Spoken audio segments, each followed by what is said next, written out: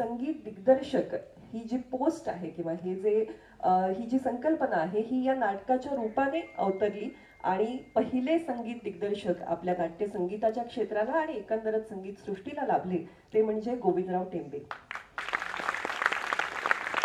आणि मला हे बोलताना सुद्धा अंगावरती काटा आहे की गोविंदराव टेंबेंची बोट फिरलेली ही पेटी आहे आणि स्वदेशी अशी ही पेटी आहे. पूर्णपणे भारतीय बनावटीची पेटी आहे, पण त्याची रीड्स जी आहेत ती पॅरिसवरून आलेली आहेत आणि आपल्या मुंबईमध्ये भगत नावाच्या कंपनीने ही पेटी 125 वर्षापूर्वी तयार केली. मानापमानपासून ते अयोध्येच्या राजापर्यंत सगळ्या चाली याच पेटीच्या साक्षीने बांधल्या गेल्या.